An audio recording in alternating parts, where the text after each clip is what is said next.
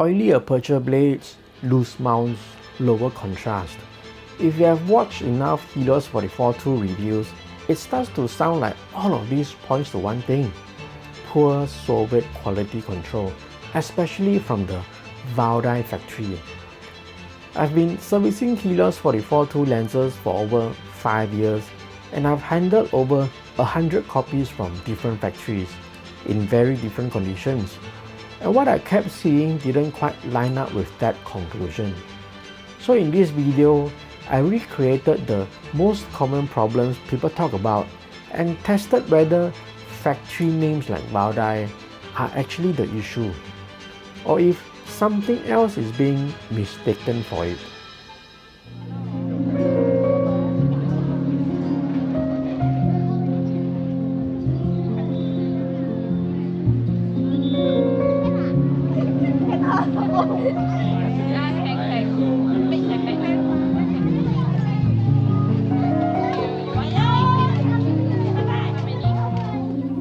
When I first started going through reviews and comments about the Helios 44-2, one thing kept popping up.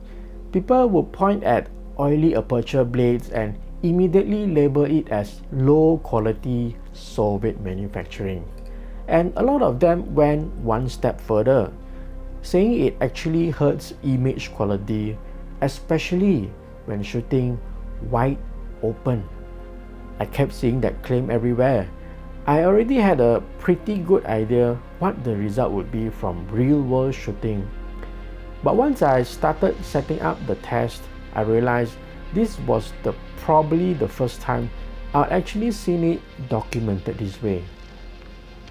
Over the past 5 years of servicing Helios 44-2 lenses, I've handled a lot of them. And not surprisingly, oily aperture blades are pretty common. Common enough that it almost feels normal. What always bothered me wasn't the condition itself. It was that no one really explained how oily aperture blades were supposed to affect the image. The conclusion was always there, but the explanation wasn't. Yet the same statement gets repeated all over the internet.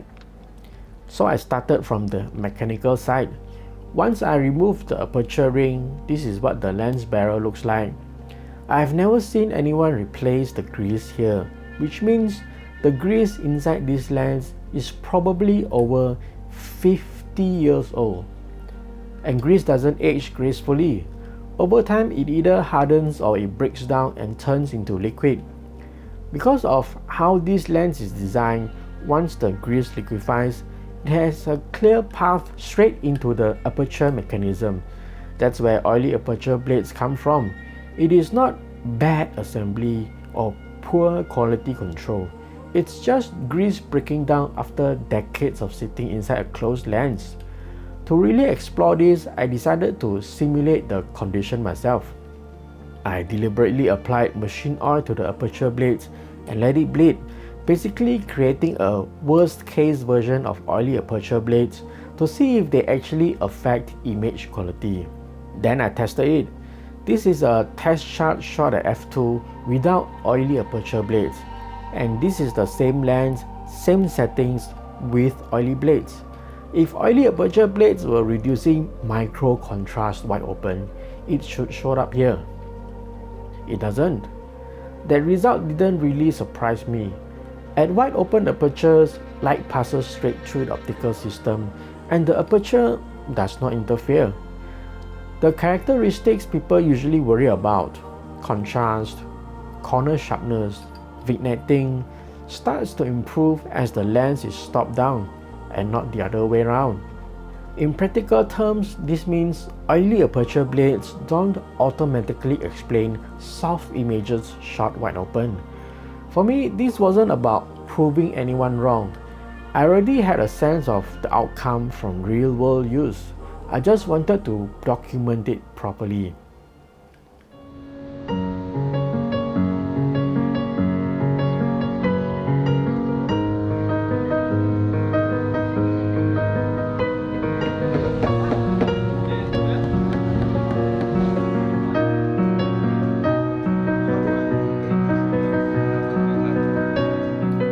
Oily aperture blades tend to get a lot of attention. They are easy to spot and they often get treated as the problem.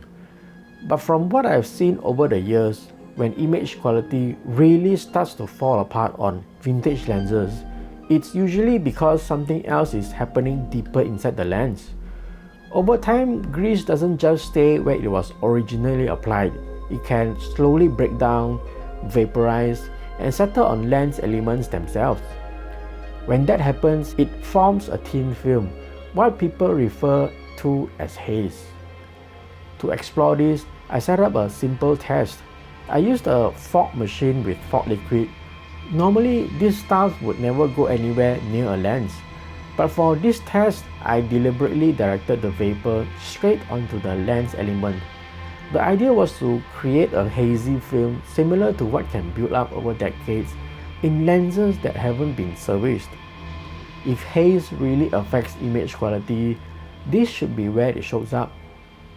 This is a test shot shot with a clean lens, and this is the same chart shot with a simulated hazy lens element, similar to what you sometimes find in a 50 years old Helios 44-2 lens. The difference is pretty clear. Contrast drops and the image starts to feel softer, even though the optical design itself hasn't changed. And this is the part that really matters to me. This isn't something specific to the Valdai factory or to Soviet quality control. Any lens from any manufacturer can develop this issue as grease ages and breaks down over time. In practical terms, grease slowly vaporizes and coats the lens elements over decades. That thin film is what makes the image look flat or low in contrast, not oily aperture blades on their own. Once you look at it this way, a lot of the confusion around these lenses becomes easier to understand.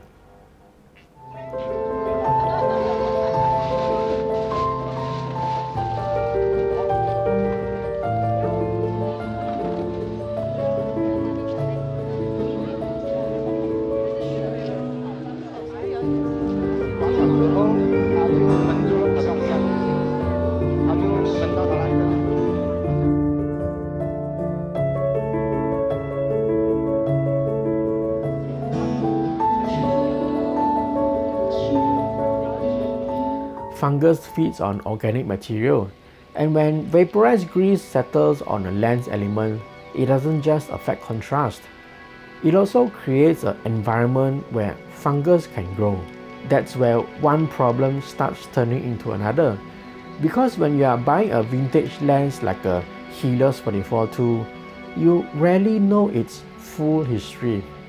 Some lenses live most of their life in dry cabinets. Others were left sitting in basements or storage rooms for decades. From the outside, they can look almost identical. Fungus also doesn't show up overnight. It builds up slowly layer by layer. Mixed with dust, grime, and whatever else the lens has been exposed to over time, I'm not about to let fungus grow on my lenses just to test this.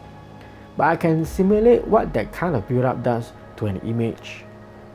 So for this test, I used flour to stand in for fungus, dirt and grime, starting very lightly then gradually adding more, just to see when image quality actually starts to change.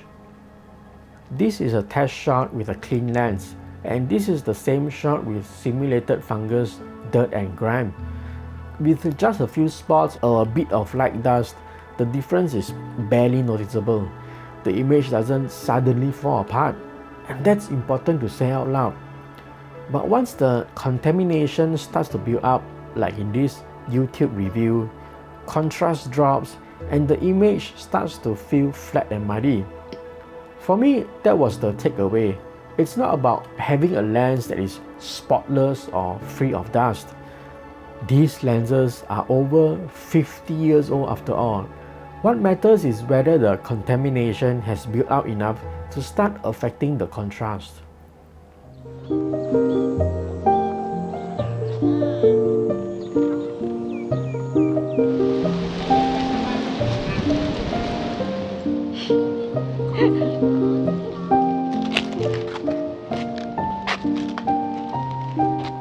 A lot of criticism around the Helios 44-2 doesn't actually start with image quality. I've seen reviews of just holding lens and giving it a twist to show the play of the mount, and pretty quickly that experience gets labeled as poor Soviet quality control, often pointing straight at the Valdai factory. But from my experience, what is shown there usually isn't a single defect. It's a mechanical system that's no longer behaving the way it was meant to. For filmmakers, reliability matters more than factory logos. That's why when I work on these lenses, I service and cinemod them specifically for video use, focusing on the mechanics so they behave predictably on set.